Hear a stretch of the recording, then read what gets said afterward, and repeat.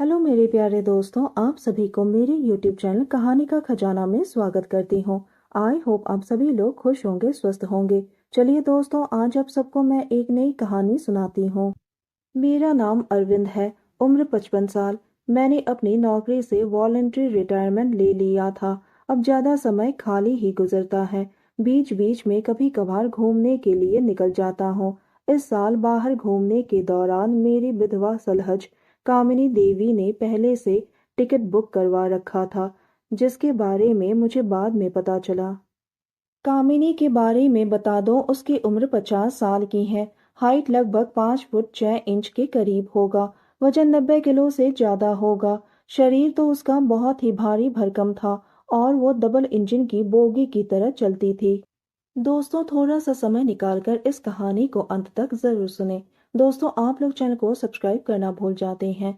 दोस्तों, आप सबसे रिक्वेस्ट है कि चैनल को एक सब्सक्राइब करें और वीडियो को एक लाइक करें। दोस्तों, आप लोगों की एक लाइक और सब्सक्राइब से बहुत ही मोटिवेशन मिलती है कि हम ऐसे ही कहानियां आप सबके समक्ष प्रस्तुत कर पाए। दोस्तों, हम बहुत ही मेहनत से कहानी लिखते हैं। आशा करती हूँ कि यह कहानी आप सबको पसंद आएगी। चलिए अब कहानी में आगे बढ़ते हैं और आपको यह कहानी सुनाते हैं। इस बार मेरा प्रोग्राम भी अचानक ही बन गया। बस के जो संचालक थे, उनके साथ मैं कई बार यात्रा कर चुका था, इसलिए वो मुझे आग्रह करने लगा। मैंने मना कर दिया था क्योंकि सर्दी का मौसम मुझे सूट नहीं होता है। मगर वो अपनी बात मनवाने पर उतारू था और कहने लगा कि आप सिर्फ ग्राहक ही नहीं, मेरे मित्र भी हो। मैं आपके लिए अलग से रूम की व्यवस्था भी करवा दूंगा। आप वहां पर निश्चिंत होकर पी सकते हैं। वैसे तो यात्रियों के लिए पीने पिलाने का मना ही था, लेकिन वो मेरे बारे में अच्छी तरह से जानता था, इसलिए मुझे घूमने जाने के लिए कैसे मनाना है वो अच्छी तरह जानता था। मैंने उसे यात्रा का कार्यक्रम पूछा और कह दिया कि मेरी बोर्डिंग उदयपुर से रख देना। उसने झट से हाँ कर दी। मैंने उसको 3-4 घंटे पहले फोन करके ही हिदायत दे दी थी, ताकि आखिरी समय में तैयारी करते हुए मुझे कोई परेशानी ना हो। उस दिन जब मैं निश्चित समय पर बस में चढ़ा तो मैं एक नज़र सारी यात्रियों को देखा और मेरी नज़र मेरी सलहज पर गई। वो बस की सबसे पीछे वाली सीट पर बैठी हुई थी। मुझे देखकर एक बार हल्के से मुस्कुराई तो मैंने भी जवाब में मुस्कुरा दी।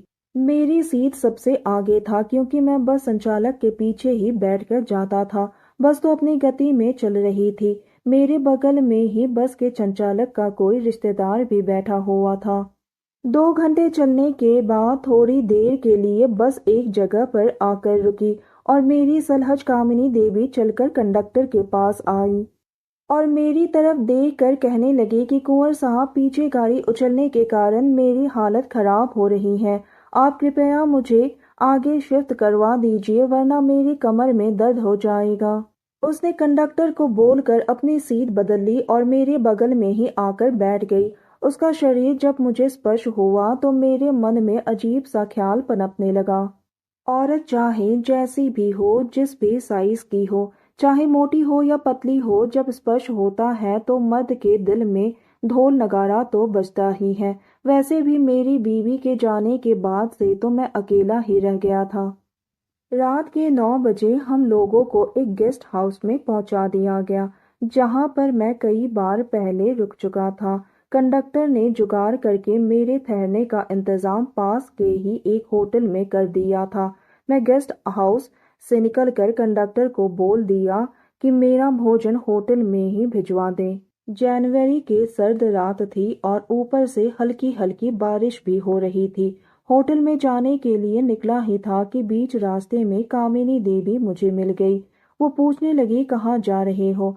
मैंने कहा, होटल में कमरा बुक करवाया है। मुझे यहाँ जमीन पर नींद नहीं आएगी। आप जानते ही हैं कि मुझे रात में पीने की आदत है, इसलिए यहाँ पर तो वो सब नहीं हो पाएगा। वैसे भी आज सर्दी ज्यादा है, तो सोच रहा हूँ कि 1-2 घूंट लगा लूं तो रात आराम से कट जाएगी। कामिनी ने मेरी तरफ देखा जैसे कुछ कहना चाह रही हो, लेकिन कह नहीं पा रही हो। मैंने ही पूछ लिया, आपको किसी चीज की जरूरत हो तो मुझे कह दीजिए। फिर वो बोली, कुंवर साहब, मुझे भी जमीन पर सोने में बड़ी परेशानी होती है। आज सर्दी भी बहुत है। इसलिए सिर्फ एक कंबल से काम नहीं चल पाएगा शायद। अगर रहने के लिए कमरे की व्यवस्था हो जाती तो रात कट जाती। मैंने कहा, आपको अगर मेरे साथ रहने में परेशानी ना हो तो। वो बीच में ही बोल पड़ी, आप भी कैसी बातें करते हैं कुंवर साहब। आपके साथ रहने में क्या परेशानी हो सकती है मुझे। रही बात आपके पीने की तो मैं आपकी इस आदत से वाकिफ हूँ। ससुराल में जब आते थे तो उस समय भी तो पीते थे। और सबसे जरूरी बात कि आप घर के आदमी हैं। किसी अजनबी के साथ कमरा शेयर करने से बेहतर है कि आपके साथ ही कर लूंगी। मैंने कहा, ठीक है, जैसी आपकी इच्छा। हम दोनों ही होटल की ओर चल पड़े। कमरे में जाकर देखा तो बेड दो थे, लेकिन उसको एक साथ जोड़कर डबल बेड बना दिया गया था। मैंने कामिनी देवी की तरफ देखा और उसने मेरी तरफ। दोनों के मन में एक ही सवाल था शायद, कि एक ही बिस्तर पर कैसे सो सकते हैं। फिर मैंने ही कहा, कामिनी जी, यहाँ पर तो एक ही बेड है। वो बोली, हाँ मैं भी देख रही हूँ, लेकिन मजबूरी में क्या ही किया जा सकता है, सोना तो पड़ेगा ही। हमने अपना सामान पास ही के एक टेबल पर रख दिया। मैंने बैग से ग्लास निकाल लिया। सलहज को भी ऑफर किया, लेकिन उसने मना कर दिया।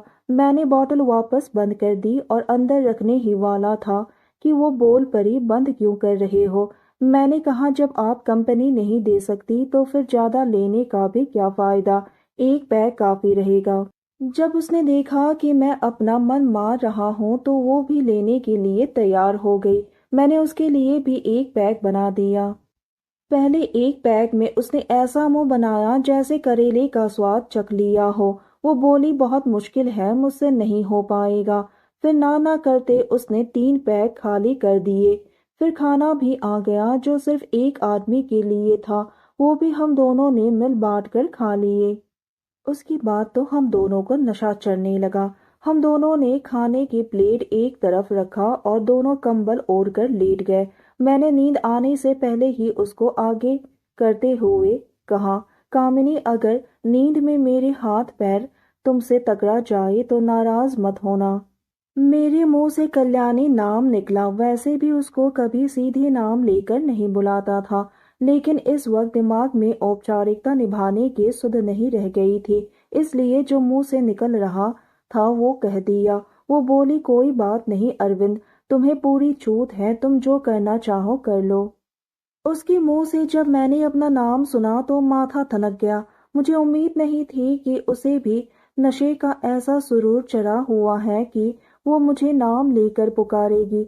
लगता है लाइन क्लियर थी। मैंने उसकी तरफ देखा तो उसने अपने हाथ आगे बढ़ाते हुए मेरे बालों को सहलाने लगी।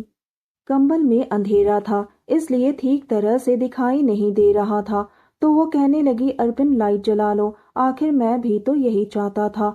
मैंने उठकर लाइट जला दी और उसके बाद जो नहीं होना चाहिए था हम दोनों के बीच वो हो गया। शायद हम दोनों भी यही चाहते थे। सर्दी का मौसम था लेकिन दोनों को पसीना आ गया था। वो बोलने लगे, अर्पिन, बहुत दिनों बाद मुझे सुख मिला है। आपका बहुत बहुत शुक्रिया कि आपने मुझे खुश कर दिया। उसके बाद मुझे कब नींद आ गई मुझे पता ही नहीं चला।